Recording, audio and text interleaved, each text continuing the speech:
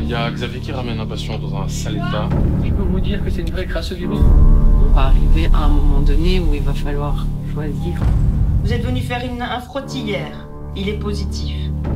Pour nous, c'est vraiment dur émotionnellement de les voir mourir tout seuls. Donc on surcharge les hôpitaux jusqu'au moment où il n'y aura pas de place. On se réveille la nuit et alors on cherche notre masque. Je vais être honnête, au fur et à mesure des cas qui nous arrivent, la peur s'installe quand même.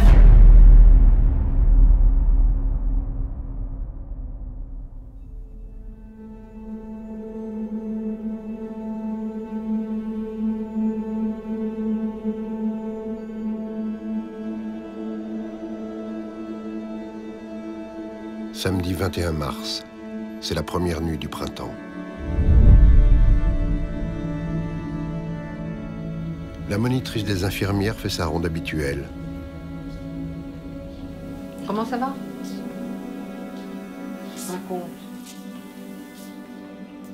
Cette nuit n'est pas une nuit comme les autres. Ça fait 3 semaines que cet hôpital, situé à 1 heure du sud de Bruxelles, se prépare à la crise. Ça roule? Ouais, ça va. Dis-moi, comment ça va? Ça va. Pour le moment, les filles, comment ça va? Ça va. Bien? Tout le monde va bien. Ça leur plaît? Bah oui. Bon, Enfin, Manu, elle se la change complètement. Ouais. Et je pense qu'elle a l'air vraiment motivée. on est toutes les 3 motivées. C'est très bien. Il y a Christian. Mon travail, c'est aussi un soutien psychologique des infirmières parce que, bon, ici, on a de la chance, mais normalement, elles sont seules dans les services. Et seules, c'est seule pendant 11 heures. Allez, reviens. Les équipes de nuit ont été renforcées. T'as bien dormi? Un peu. C'est pas dernier? Tu continues? C'est ma dernière. Qu'est-ce que t'as en magasin? Oh, c'est vide à côté de d'habitude. Mais cette nuit, c'est le stress des équipes qu'il faut accompagner. À mon avis, ce qui va arriver, c'est qu'on va regrouper les services de médecine pour... On verra. Ouais. On verra. On ne sait pas. Qui entendait au fond? Quoi? Il y a un médecin qui est dessus. T'as peur? Qui n'a pas peur? Tu as peur? T'as pas peur?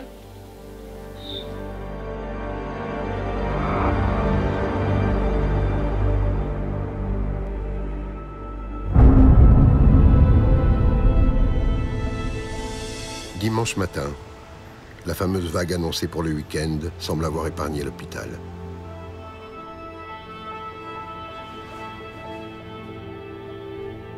On a l'impression que cette vague, qui est moins haute et moins tranchante que ce à quoi on s'attendait, est en train d'arriver tout doucement. Et je pense que dans les prochaines semaines, ça va s'aggraver. Et voilà, parce qu'on voit que la situation change tout doucement, pas aussi vite que ce à quoi on s'attendait, mais est en train de changer. Ok, donc on prépare le SAS, on prépare le box Réa qui est devenu le box pour Covid-19 parce que tu arrives avec un patient Covid-19 qui est dans un état grave. Ok, je leur dis. Ouais. Il y a Xavier qui ramène un patient Covid-19 dans un sale état, donc il faut préparer le SAS et le box. C'est quoi? Probablement parce qu'il est dans un sale état. Un patient vient d'arriver. Oui, tout est prêt, mais ça, on a déjà tout préparé. Il vient d'une maison de retraite. Monsieur, ça fait 2-3 jours qu'il est comme ça. Il n'y avait pas de cas de Covid chez eux jusqu'à maintenant. C'est une maison de repos? Ouais. Et quand je suis arrivé, il était pâle, transpirant comme ça, il tirait, c'était... Voilà. Mais il était un peu dépassé. L'homme est en détresse respiratoire. Il faut l'oxygéner au plus vite. Pour les ambulanciers qui ont assuré le transport, le temps presse. Il faut être prêt pour d'autres interventions. Alors on décontamine sur place. Pour un maximum de précautions et voilà. On avait juste un souci, comme beaucoup, c'était les masques qui n'arrivaient pas, mais on les a reçus de la santé publique. L'octogénaire est un patient à risque. Là, on lui a fait une prise de sang artérielle qui est censée nous dire dans quelle mesure il arrive à oxygéner son sang.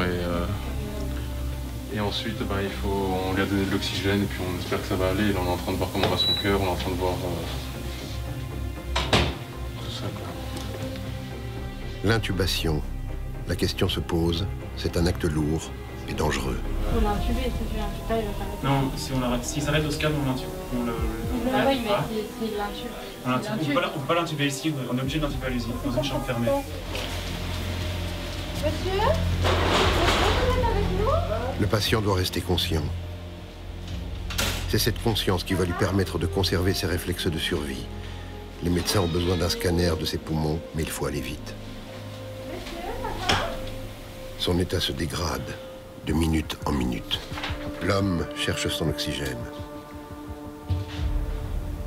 Et le scanner peut comporter des risques. Ici, le risque, c'est que le patient fasse un arrêt sur la table. Parce qu'en étant couché comme ça, pour respirer, ça va être très très difficile pour lui. On ne peut pas l'intuber ici. Il doit absolument être intubé en réanimation pour ne pas contaminer l'espace ici. Et donc, il y a des décisions à prendre. Et est-ce qu'on le masse? Est-ce qu'on fait la réanimation? Le nombre de cas va-t-il exploser? Le personnel semble prêt à devoir faire des choix difficiles. Je pense que, là, pour l'instant, ça ne se pose pas encore vraiment parce qu'il n'y a pas encore beaucoup de cas. Mais je pense qu'on va arriver à un moment donné où il va falloir choisir, malheureusement. Respirez normalement. On attend le verdict de l'imagerie. Il a vraiment du mal à respirer.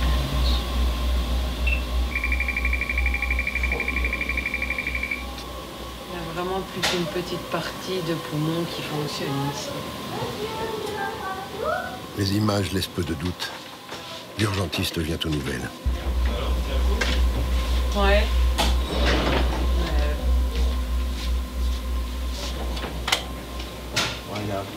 Le patient n'a plus qu'une infime partie de sa capacité pulmonaire.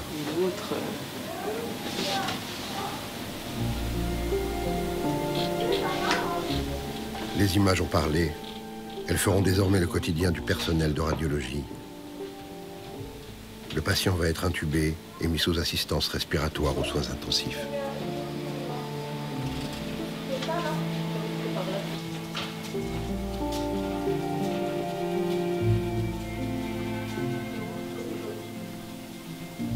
Cet homme décédera le lendemain matin. Les analyses confirmeront qu'il était atteint du Covid-19.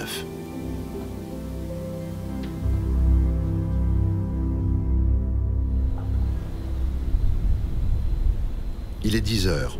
Comme tous les matins, c'est l'heure de la réunion de gestion de crise. Depuis quelques jours déjà, les hôpitaux cherchent des solutions pour pallier le manque de matériel. Le médecin des soins intensifs prévient. Donc au niveau matériel, je vais faire le point ce matin avec les deux chefs, mais il va falloir trouver des systèmes T pour s'habiller. Il faut trouver des solutions pour les blouses et les masques qui manquent dans tout le pays. Les universités vont venir en aide aux hôpitaux. C'est le Science Lab de la VUB qui propose de développer ça pour fin de semaine. Donc en gros, c'est un masque Décathlon, hein, vous voyez les trucs avec le tuba, où sur le dessus, ils modifient, ils mettent un masque FFP2 qu'ils protégeraient avec la petite cartouche, ce qui permettrait d'augmenter la durée de vie des FFP2. Et alors ils demandaient si ça pouvait nous intéresser, si nos soignants pensent qu'ils pourraient garder ça toute la journée. Moi je trouve que c'est quand même... Ouais, il faut dire qu'on est intéressé, non, par les trucs. Prenons-en quand même quelques-uns. Parmi les membres présents à cette réunion, l'infectiologue, véritable baromètre de l'infection dans l'hôpital. Oui, ok, ben où vous voulez.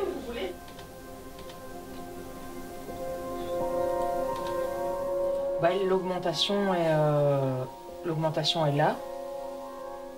Ça augmente calmement. On espère tous que la vague ne monte pas trop haut. Et c'est dans les jours ici où on sent bien que ça peut, d'heure en heure, ça peut changer.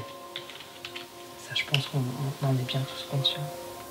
Eh ben, on fait le tour. Chaque matin, elle reçoit les résultats des patients testés à l'hôpital. Sa priorité, communiquer vers le personnel soignant et notamment celui des maisons de retraite. Vais-tu vous déranger? Bonjour, docteur Mathieu, je suis infectiologue au CHU de Tivoli. Vous êtes venu faire un frottis hier. Il est positif. Ok, vous prévenez, vous travaillez dans une résidence, hein? Vous les prévenez? Oui, je vais vous déranger. Vous êtes venu faire votre frottis hier. Il est positif. La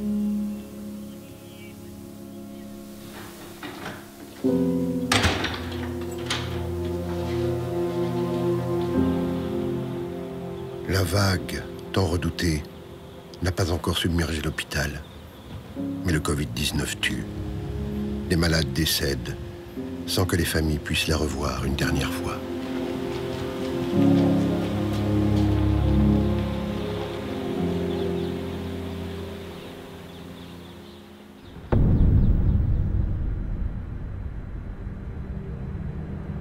Jusqu'à présent, les visites aux patients contaminés sont interdites.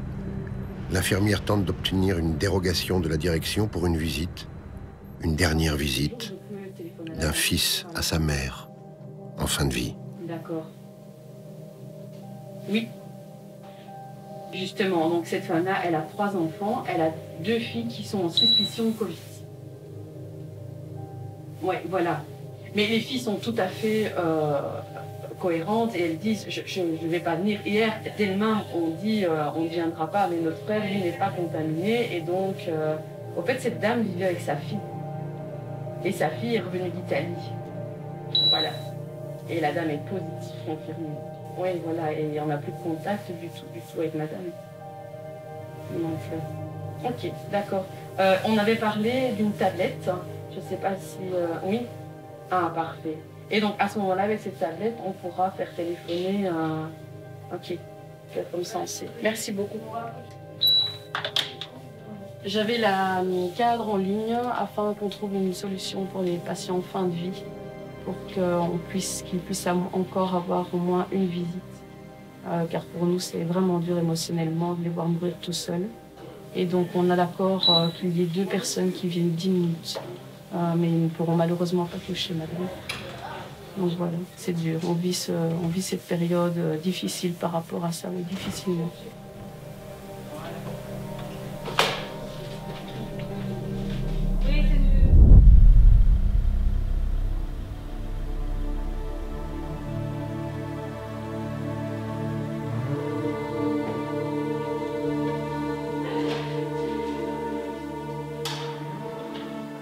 Le Covid-19 atteint tout le monde. Et les proches du personnel ne sont pas épargnés. Oui, je vais juste appeler pour voir si je le dérange pas. Les parents de cet urgentiste ont tous les 2 été hospitalisés. Son papa a pu rentrer. Oui, bonjour, c'est le docteur Dubrun-Lagarde. Je m'excuse de vous déranger. Est-ce que je pourrais me monter, vous déposer un petit paquet pour ma maman? Super. Sa maman est toujours à l'hôpital. À tout de suite.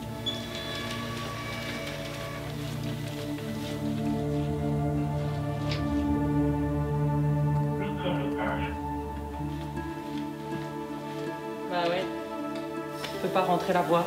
C'est le même tarif pour tout le monde.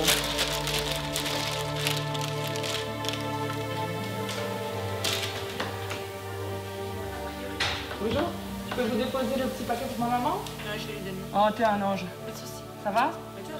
Ça va? Oui, ça va. On tient bon. Et vous? On est vivants. En réanimation, pour chaque patient, c'est aussi un combat pour la vie qui se joue. Et les lits ne désemplissent pas. Pour combattre le Covid-19, il a fallu doubler le personnel. Alors, on a fait appel au personnel infirmier d'autres unités pour accompagner les équipes des soins intensifs surchargées.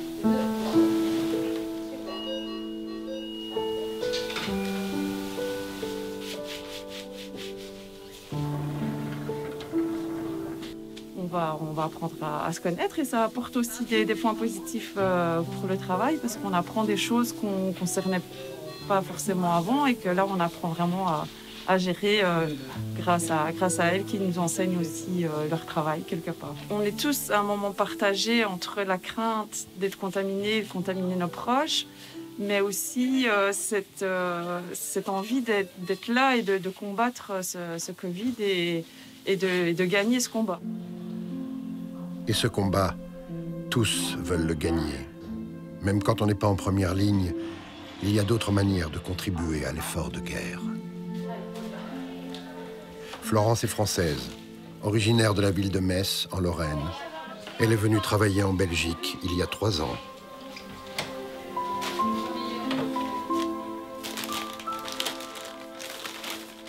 lundi, j'ai mon congé parental. Donc, comme le mardi, je retravaille. Le lundi, je cuisine quasiment toute la journée. Je prépare des petites choses pour mes collègues. Et je reviens le mardi en distribuant tout ça. Donc, maintenant, ils commencent à savoir que le mardi, c'est le jour où je passe et je viens distribuer un peu à chacun. Voilà. On avait l'occasion de remercier des équipes, des collègues avec qui on travaille, avec qui on a plaisir de travailler. Donc, j'ai repris ces petites cartes avec un grand merci dessus. Et chaque semaine, je mets une petite citation dessus. Donc cette semaine, c'est une citation de Steve Jobs. Seuls ceux qui sont assez fous pour penser qu'ils peuvent changer le monde y parviennent. Voilà. Je trouve ça assez d'actualité. Allez, comment ça va? Ça va avec toi? Qu'est-ce que c'est tout ça? Mon thème. Bah, super, ça fait vraiment plaisir parce qu'on a difficile et avoir un peu de nourriture comme ça ravit un peu la bonne humeur. Mais le soutien, il vient aussi des familles. Plus de 80% du personnel infirmier est féminin. Des femmes qui sont aussi des mamans. T'as fait tes devoirs? Ouais. Il te reste combien de feuilles à faire? 3. Ça va? À tantôt, mon cœur. Allez, bonne journée. Bonne journée, au revoir. Florence est l'une de ces jeunes mamans. Je vais être honnête, au fur et à mesure des cas qui nous arrivent, la peur s'installe quand même. On a perdu des patients qui sont parfois assez jeunes ou qui n'ont pas d'antécédents particuliers. Et c'est souvent des cas où on ne s'attendait pas à les perdre. Parce qu'à la maison, j'ai un petit bébé de 3 mois, donc excusez-moi. Que je prenne des risques pour moi, ça ne me dérange pas. C'est mon métier, c'est comme ça, j'ai signé pour, mais voilà, à la maison, il y a un petit bébé de 3 mois qui lui a rien demandé. Donc je ne veux pas arriver à des conséquences qui ne sont pas pour moi, mais pour ma famille ou pour mes proches. Désolée.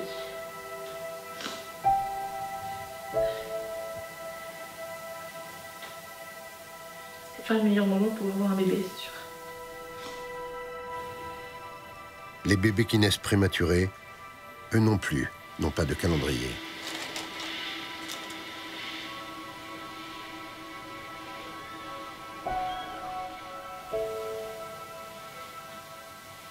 Nos bébés n'ont pas attendu le coronavirus pour naître et pour être malades.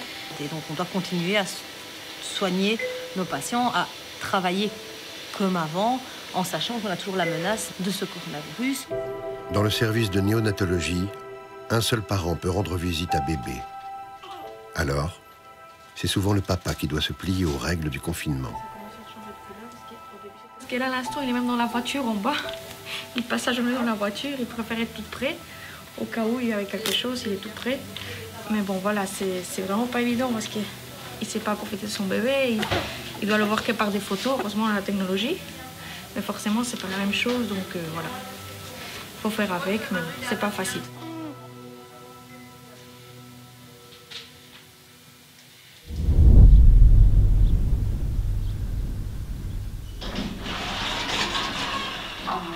Au 8e étage, à l'unité Covid, des patients peuvent reprendre le chemin du retour à la maison.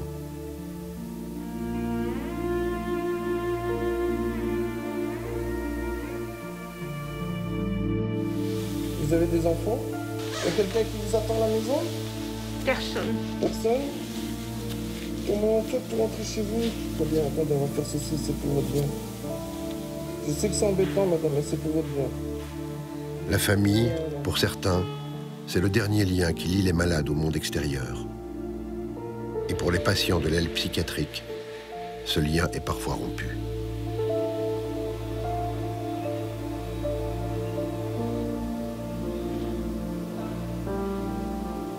Les téléphoner à votre fille? Et comment ça se fait? Vous avez son numéro? Eh ben, on va lui téléphoner à votre fille. Mais il est toujours sur le répondeur. Ah, et vous n'avez que ce numéro-là? Ouais. Bon.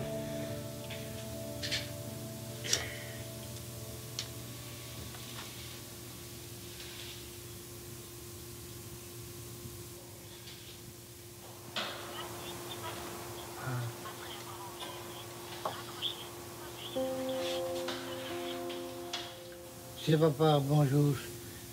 Dis, si tu veux me téléphoner, tu me téléphones 064 27 61 77.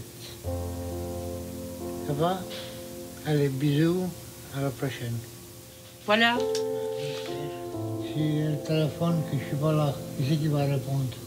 Eh bien, nous allons passer le message à tout le monde, que si votre fille téléphone, qu'il faut vous appeler. À tout à l'heure, M. Galbi.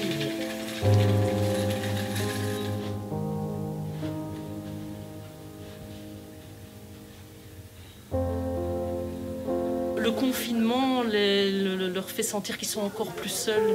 Donc pour un certain nombre d'entre eux, ils sont plus entourés en étant ici à l'hôpital qu'en étant à l'extérieur, parce qu'il y a très peu de contacts, même téléphoniques.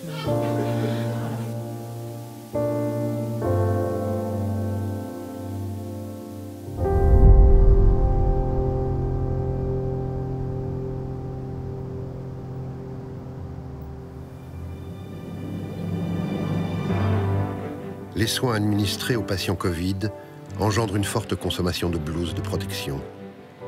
La pénurie de matériel pousse les hôpitaux à la créativité. Le restaurant du 11e étage s'est transformé en atelier de couture. Des bénévoles de la région sont venus prêter main forte. Je suis sans emploi, donc je me suis trouvé utile de venir aider.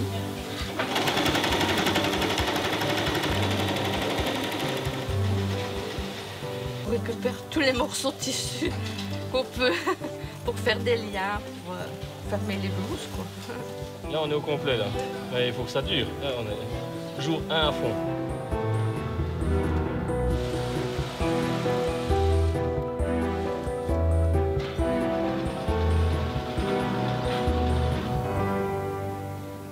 Aux urgences, les cas Covid sont légion. Mais le confinement de la population du pays engendre d'autres types de pathologies. Au revoir, merci. Au revoir. Il est tombé de la balançoire. Donc voilà, il avait le bras qui pendait, il ne sait plus bouger les doigts, donc pas le choix d'être là aujourd'hui. Pas de souci. Il a dit je ne vais pas à l'hôpital parce qu'il y a le coronavirus et qu'il ne veut pas l'attraper, donc voilà. Malheureusement, on n'a pas le choix. Les problèmes domestiques concernent aussi les adultes. Un homme, sous l'effet de la boisson, est amené aux urgences par la police. Le confinement a eu un impact sur les violences conjugales. Alors, moi de ce que j'ai compris, ma version. Ce que votre femme m'explique, c'est que en fait votre agressivité, elle est surtout liée à la consommation d'alcool. Qu'elle aussi reconnaît qu'elle consomme autant que vous et que pour elle aussi c'est un souci. Et elle me dit que y a quand même eu des violences physiques. Que vous soyez, que vous l'ayez fait volontairement ou pas, hein. Que vous soyez sous imprégnation d'alcool ou pas, la question n'est pas est-ce que vous vouliez vraiment lui faire du mal ou pas. Elle, parfois, elle a peur pour sa sécurité.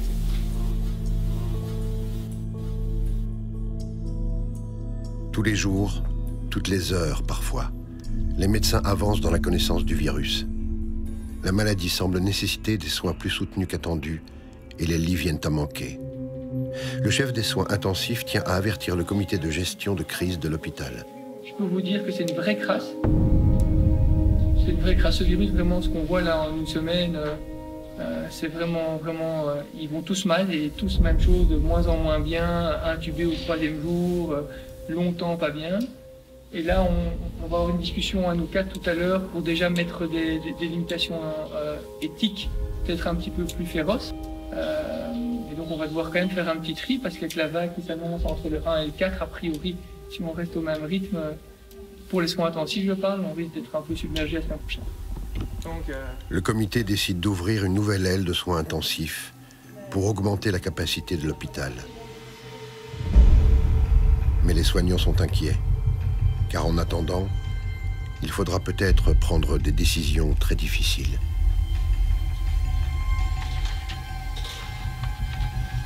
La grosse difficulté, c'est que comme les patients qui sont là sont vraiment gravement malades et pour le moment ne s'améliorent pas vraiment, c'est qu'on continue à absorber et à faire rentrer, mais on va arriver à saturation si ça continue comme ça. Oui. Commencez à être fatigué? Un peu, après une nuit comme ça surtout. Un cas Covid-19 avec de lourds antécédents arrive aux urgences. Les soins intensifs affichent presque complet. Une décision éthique doit être prise pour ce patient. Il ne faut pas que tu décides tout seul. Donc, il a été décidé que si on prenait des statuts, il faut 3 personnes. Donc, c'est noté dans le protocole du truc d'éthique, c'est 3 personnes qui décident du statut du patient. Donc, maintenant, tu peux avoir l'accord de son pneumologue, t'es toi, t'es l'usine, ça c'est bon. Donc, demande un avis complémentaire à son pneumologue traitant et t'es bon. Donc, il était à 67 de SAT à l'arrivée du SMUR. Le jeune urgentiste n'a jamais dû prendre ce type de décision pour un patient. Aujourd'hui, c'est une grosse suspicion de Covid. Voilà, et donc on voulait aussi votre accord qu'effectivement, ce soit un maximum en salle. Ici, le problème, c'est que c'est un monsieur qui est vraiment au bout de sa pathologie pulmonaire. Donc ici, c'est une discussion entre les soins intensifs, entre son pneumologue traitant et nous. Et donc, c'est un petit peu voir qu'est-ce qu'on peut faire pour aider ce patient au mieux, mais ça risque d'être assez compliqué. Une fois la décision collégiale prise, ce patient sera admis au 8e étage pour des soins de confort. En temps normal, il aurait dû être admis aux soins intensifs.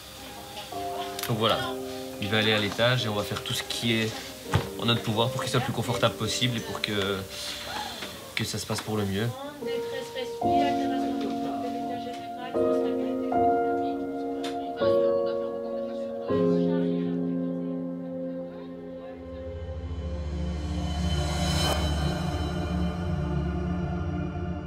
Alors que l'encombrement dans les hôpitaux de la région fait rage, le service des urgences continue de recevoir des appels pour des personnes en détresse respiratoire.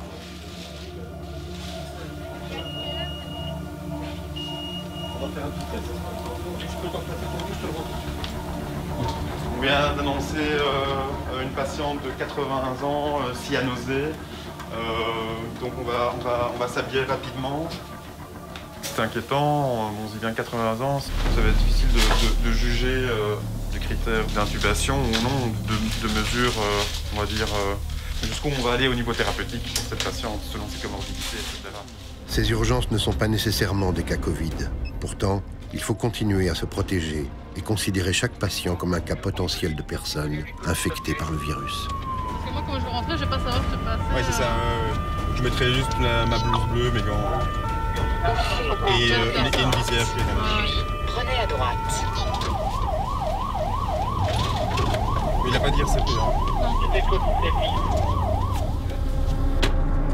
C'est l'infirmière qui entre protégée chez le patient. Elle sera considérée comme sale, donc infectée, dès son entrée dans la maison. Là, visiblement, la patiente désature, donc je vais rejoindre l'infirmière. Jamais équipé avant. Le médecin doit à présent se protéger pour intervenir auprès de la patiente.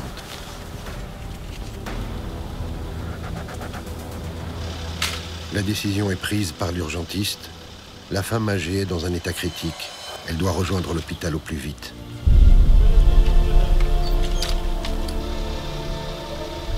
L'infirmière prodigue les premiers soins dans l'ambulance.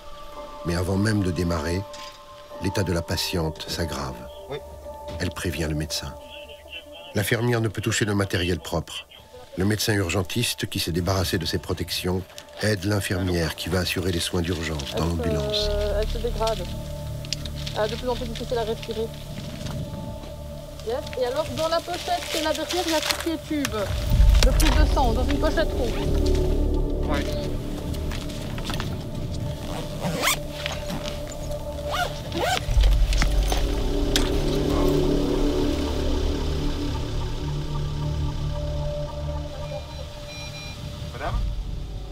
C'est désormais une course contre la montre. La patiente est dirigée vers un hôpital proche qui dispose encore de place aux soins intensifs. Donc, patiente de 80 ans, détresse respiratoire pour l'hôpital de Jolimont. Nous accompagnons. L'hôpital est prévenu par mes soins. Êtes suspect Covid? Affirmatif.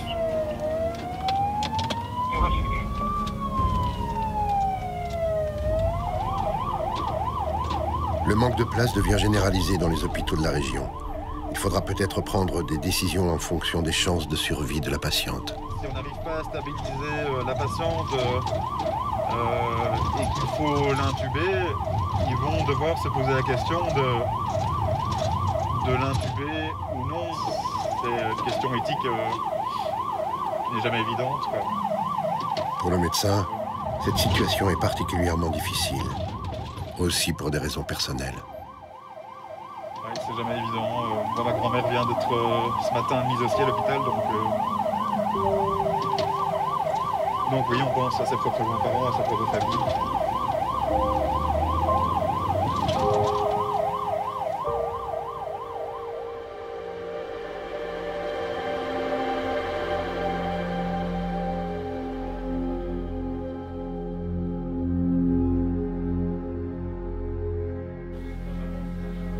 Étage Covid. Les blouses, cousues par les bénévoles, sont arrivées dans l'unité.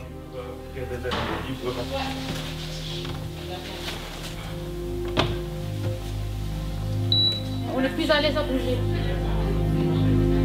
Une patiente pourrait quitter l'hôpital. Pour le pneumologue, elle semble ne plus devoir nécessiter de soins hospitaliers. Mais son retour à la maison se heurte au refus de l'infirmière à domicile, mal équipée. Parce que moi, mon autre solution, c'est juste de la garder ici, quoi. C'est ça qui me crève le cœur. Hein. On va le faire, hein. On va la garder ici, mais je trouve ça tellement un gâchis, quoi. Voilà, moi je vais la garder. Si vous me dites ça, je vais la garder. Je suis obligé. Je n'ai pas d'autre solution que ou bien il y a une solution à la maison, ou bien elle reste ici jusqu'au 22/4. Voilà, c'est pas de solution. Et là, il faut expliquer à la dame. Hein. C'est la 3e fois qu'on nous fait le coup. Et donc voilà, on a plein de gens entre 80 et 90 ans qu'on nous oblige à garder, alors qu'ils n'ont aucune raison objective d'être à l'hôpital. Aucune. Voilà. Donc on surcharge les hôpitaux jusqu'au moment où il n'y aura pas de place, et puis c'est tout. Hein. Pas de souci, moi aussi je suis désolé. À bientôt. Donc, Madame Mimi, Madame sort pas. Refus de l'infirmière à domicile. Je ne sais rien faire. Les infirmières à domicile, elles ne reprennent pas le Covid. Non, parce qu'elles n'ont pas de matériel de protection, et je veux bien comprendre. Je veux bien le comprendre. C'est bien, mais lui... Il faut lui expliquer qu'elle ne sait pas retourner chez elle parce que son fils est incapable de s'occuper d'elle et que l'infirmière n'a pas de quoi venir la voir parce qu'elle est contagieuse. Je suis dépité parce que je voudrais faire plaisir à la patiente. On est là avant tout pour soigner des patients et pour leur faire du bien. Et là, on est obligé de lui expliquer qu'elle ne rentre pas parce qu'elle est toujours contagieuse, mais juste parce qu'elle est contagieuse, elle est plus malade. Il n'y a pas de masque à l'extérieur, il n'y a pas de blouse de protection à l'extérieur, et donc les infirmières à domicile refusent d'aller voir les patients. Cette annonce est difficile. La dame devra rester confinée seule dans sa chambre d'hôpital pendant plusieurs semaines encore. Bonjour. Comment ça va? On a téléphoné. Le médecin traitant a téléphoné. Vous ne sortez pas aujourd'hui. Mais non. Parce que votre infirmière à domicile ne travaille pas pour le moment. Vous allez rester encore un petit peu avec moi? Oui? Allez, ne perdez pas votre sourire. Vous allez rester avec moi encore un petit peu? Parce que, vous savez, votre infirmière, elle doit être habillée comme nous pour s'occuper de vous. Oh, allez, ne pleurez pas. Ne pleurez pas. Comment vous sourire? Ah, ça va.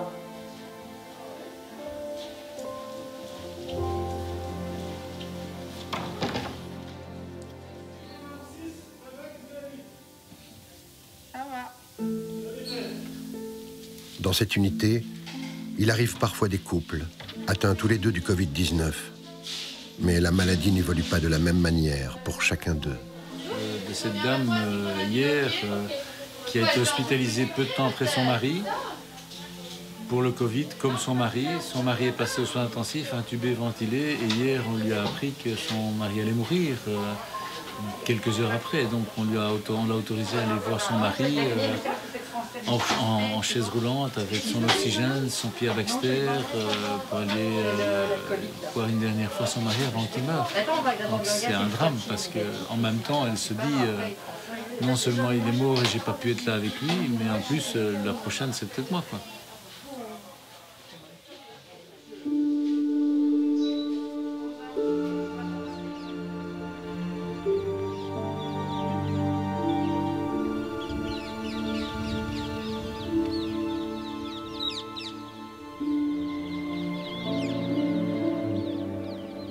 Bonne nouvelle. Un nouvel outil tant attendu par le personnel est arrivé dans le service. Les patients vont pouvoir enfin communiquer visuellement avec leur famille. Donc c'est important, et même pour la famille, c'est super important de pouvoir voir les patients, parce que malheureusement, il y en a, ils partent sans voir leur famille. Ça doit être très dur. Donc, pour le personnel, pour les médecins, c'est pas facile, parce qu'on se met à la place des familles aussi. Voilà, c'est un plus. Un patient attend son premier appel. Mais malheureusement... Ça fonctionne pas? Mais non, on n'arrive pas à se connecter. C'est quoi qui fonctionne pas? C'est une excellente question, mais il faut lui dire que pour l'instant, il y a des petits soucis. Ce n'est pas une bonne nouvelle. Le patient risque d'être déçu. Un peu de patience, ça va? On va essayer de trouver la connexion. Ça va? Il voulait revoir son fils. À tantôt? Besoin de rien? De rien.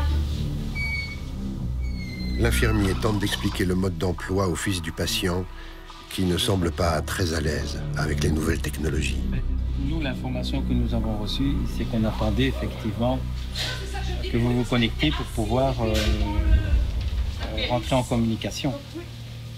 Et vous, qu'est-ce que vous ne savez pas faire, monsieur? On a promis au patient qu'il aurait un appel. On utilisera le téléphone de l'unité pour un simple appel vocal, mais il ne faut pas qu'il soit contaminé. Que son fils puisse parler à son papa, et ensuite tu me donneras la chemise comme ceci, et moi je reprendrai le téléphone. Ça va? Ok. C'est votre fils à l'appareil. Il est sous haut-parleur. Vous pouvez lui parler. Ouais. Ça va, ouais. Ouais, un petit peu.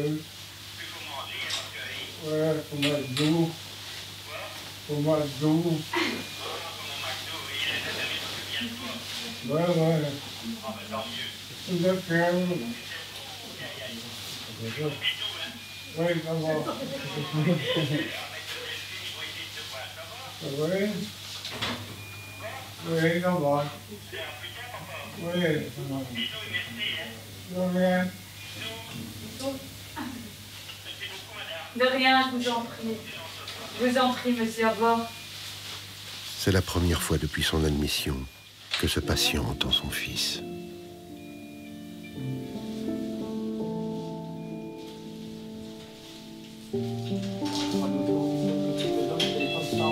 Voilà. Prends tout le téléphone, hein. Ouais. Merci.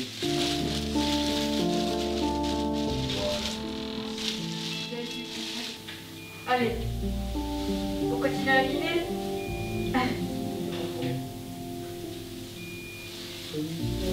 Pardon? J'ai pas compris. Bah, c'est pour vous hein, qu'on le fait. C'est pour vous, hein, voilà, vous voyez?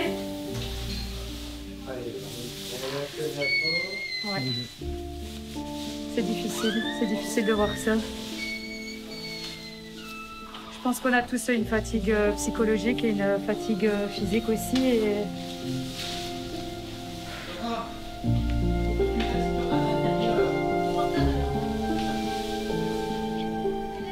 La perspective d'avoir un contact visuel avec la famille a échoué. Pourtant, l'équipe du 8e ne s'avoue pas vaincue. Une des petites filles du patient a réussi à se connecter.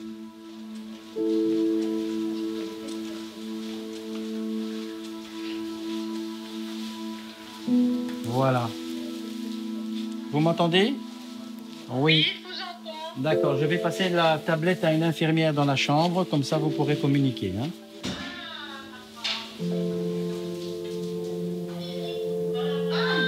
Le patient revoit enfin les siens.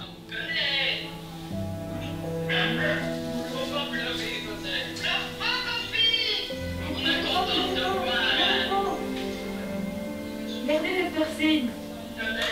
Les piercings, tout va bien.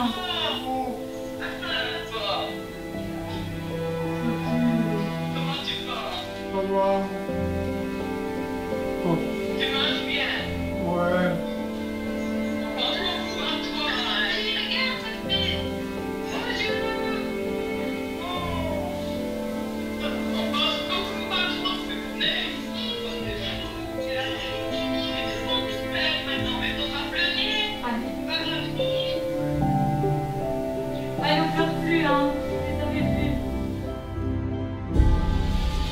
L'unité des soins intensifs s'est agrandie. Une patiente doit quitter la réanimation pour un scanner. Son pronostic vital est engagé. C'est une patiente qui a déjà quelques soucis neurologiques, qui sont aussi en fait la conséquence du Covid, qui entraîne pas mal de problèmes. Pour le transport vers la salle de radiologie, les équipes sont accompagnées d'un aiguilleur, une personne qui assiste les équipes dans la partie dite propre de l'hôpital. Elle doit descendre à toute vitesse pour ouvrir les portes. Elle ne peut prendre l'ascenseur avec les équipes sales. La patiente intubée est connectée à un respirateur mobile. Chaque manipulation s'avère très délicate.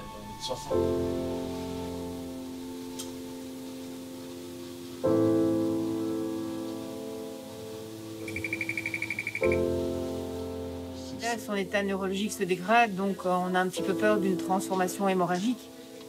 Et donc là, c'est pour ça qu'on l'a amené au scanner. Ça va donner aussi une idée pronostique. Enfin, on se doute bien que c'est pas très bon déjà.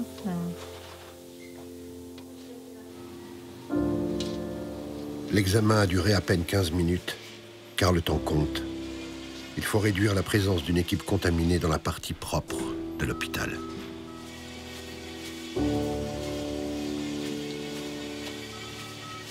Retour aux soins intensifs. Pour la première fois depuis le début de la crise, quelques patients sont enfin extubés.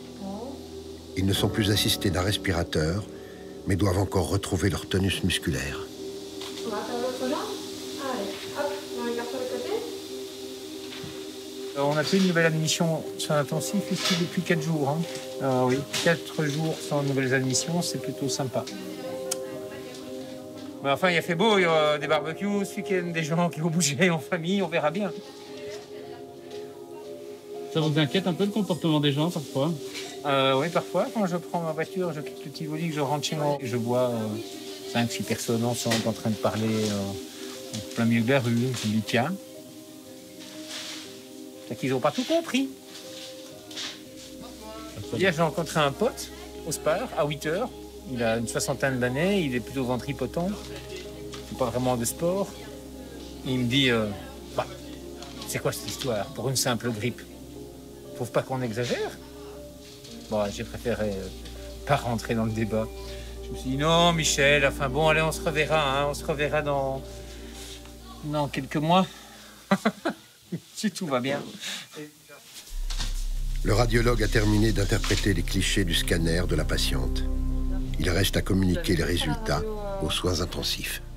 Le médecin vient aux nouvelles. C'est stable par rapport à l'ancien. D'accord. Il n'y a pas de majoration, pas d'hydrocéphalie non plus. D'accord, nickel. Merci beaucoup. La patiente est stabilisée, pendant qu'une autre patiente est sur la voie de la guérison. Elle est sortie de son coma et ce premier contact avec sa famille doit encore être assisté. Trop chaud, elle a parlé à son fils comme ça. Oh, c'est bien. Oh, dis. Oh, ça m'a fait des frissons. Son fils lui a sonné, mais comme elle ne sait pas parler, comme je fais l'intermédiaire, elle parle. Comme elle a été intubée très longtemps, sa voix a du mal à revenir. Oui, donc elle a une voix très très faible et ne sait pas parler au téléphone. Voilà. Et donc je disais, madame, c'est notre première patiente, en tout cas à l'USI Covid confirmée. Et voilà, ça fait du bien de voir que des patients s'en sortent. Ça reste symbolique de voir que notre première patiente arrivée, qui a eu un lourd traitement, elle a été sédatée pendant longtemps. Ici, on est quasi sûr qu'elle va s'en sortir. Donc ça aussi, ça fait du bien. C'est sûr.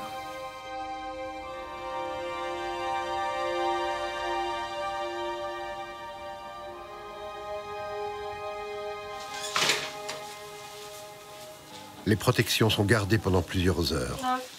Et quand elles quittent les corps qui les ont portés, elles semblent ne pas vouloir quitter les esprits. On se réveille la nuit, et alors on cherche notre masque. Pour moi, ça m'arrive tout le temps et apparemment la nuit aussi. Donc voilà. Moi, j'ai l'impression qu'il y a comme s'il y avait quelqu'un qui était assis sur ma cage thoracique à certains moments. Je me réveille. Je cherche mon air, je me dis, ben non, tu dors, tout va bien, endors-toi. Ça m'arrive parfois 400 fois sur la nuit. Et on se réveille, très souvent. Très, très souvent. Ils sont où les F9P3? Les masques laissent peu de place au contact humain habituel. Alors, d'autres signes permettent aux équipes de rester soudées. Un grand merci à tous, je suis fière de votre job. C'est quand même formidable, hein. C'est qui qui a écrit ça? C'est le médecin. C'est le... Il met un peu de baume au cœur. Je pense que toute la situation nous fait rendre compte à tout le monde de certaines valeurs qui étaient parfois un peu oubliées. Et comme on se rend compte pour l'instant ici que tout le monde rappelle sa famille, tout le monde rappelle énormément les amis, tout ça, c'est... voilà, on revient un petit peu aux relations humaines sans pour autant être proche physiquement des gens. Voilà, voilà. Ce week-end de Pâques, les soins intensifs de l'hôpital semblent montrer un taux de remplissage légèrement à la baisse. Mais les places libres ne sont pas toujours le signe d'un patient guéri. L'après-midi ici, il y a une dame qui est décédée et c'était pas facile. Après, je suis peut-être hyper sensible, mais rien que le bruit des sacs mortuaires, on a dû refermer. Et puis de l'autre côté, et puis de nouveau de l'autre côté parce qu'il faut les mettre dans 2 housses. Je trouvais ça assez traumatisant de me dire qu'on l'a mise là comme ça. Même pas, elle avait même pas de robe de nuit, on l'entourait dans cette draps sale. La toilette mortuaire en général, ça prend 1 heure. Oui, on les bichonne, on les habille bien. On nous apprend que la toilette mortuaire, les soins mortuaires, c'est la finalité de ton soin. Ouais. C'est là où tu donnes un dernier au revoir à ton patient et un dernier soin. Et là, ce dernier soin, on ne sait pas leur donner. Et donc, bah voilà, on a juste retiré les câbles, on a emballé, puis encore emballé, et puis mis dans une housse. Enfin, voilà. Je trouvais qu'on ne disait pas au revoir correctement. Enfin, j'avais le sentiment d'avoir loupé une partie. C'est bâclé, quoi. Voilà, c'est ça. Bah oui, d'avoir bâclé, alors que non, c'est pas de notre faute. Mais on a l'impression d'avoir bâclé leur décès, ouais. Ici, j'en ai eu un la semaine passée, très difficile, comme Naomi, en fait, où la patiente s'est retrouvée nue, emballée dans un drap, emballée dans une housse. Et il y avait également quelqu'un à côté. On avait juste mis un drap comme séparation. Heureusement pour la dame, elle avait, sa voisine, elle avait l'Alzheimer, donc elle s'est rendue compte de rien, mais pour nous, très éprouvant, difficile. Pardon. Oui.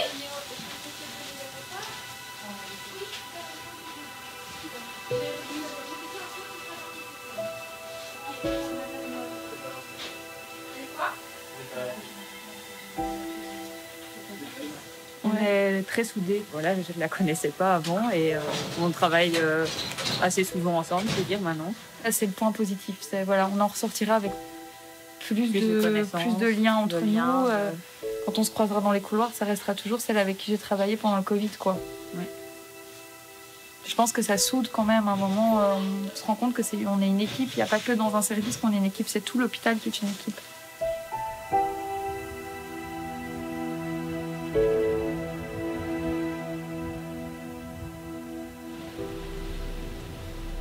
Pâques est arrivé.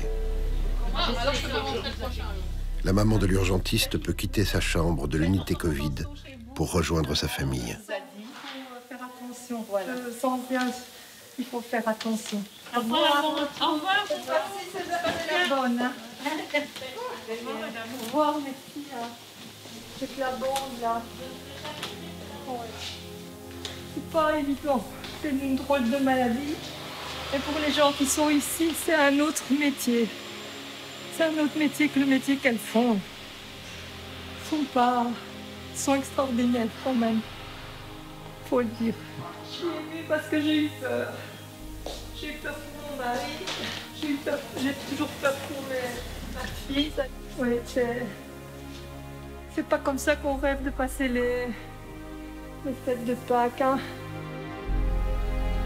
Je suis contente, je vais retrouver mon mari. Lui, il a été hospitalisé 1 semaine avant moi. Et puis moi, je suis rentrée et lui, il est retourné. Bah, c'est quand même pas comme ça qu'on doit vivre. Hein. Enfin, moi, je le retrouve. Ça, c'est bien. Il y en a qui ont eu moins de chance. Ah, voilà. Ici, je me connais un peu. Et... Christina fait un petit passage par les urgences pour tenter d'apercevoir sa fille. Caroline est là? Voilà. Je t'embrasse. Les règles sont strictes. Il ne faut pas avoir de contact, même si c'est difficile. On peut quand même se toucher la main, maman. Ouais? Ouais. Ah. fait quand même 15 jours qu'on ne s'est plus vu. Attends, je vais me redésinfecter les mains. Ça va, ça a été pour sortir? Oui, je suis contente d'être dehors. Tu m'étonnes. Je suis contente. Vous avez peur pour votre fille? Ben oui, bien sûr qu'on a peur pour eux. C'est des drôles de moments. D'habitude, j'ai pas peur pour elle, mais ici, pas que pour elle. Je vous dis, c'est pour toutes les équipes ici. Oui, j'ai peur. Bien sûr. Hein.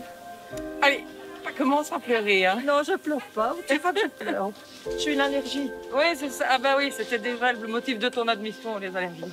Allez, on va chercher papa. Alors. Allez, ça va. Je te laisse.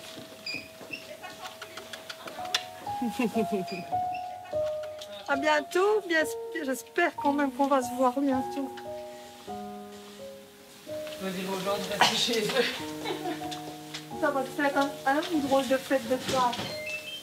Bon, bah tu fais un bisou à papa alors. Du coup, enfin, comme ça quoi. Je peux pas.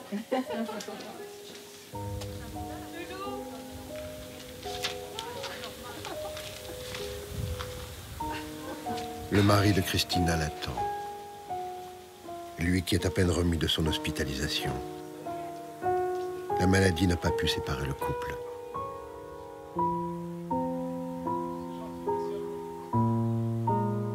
Ils sont heureux de se revoir. Un peu comme s'ils avaient vécu l'enfer.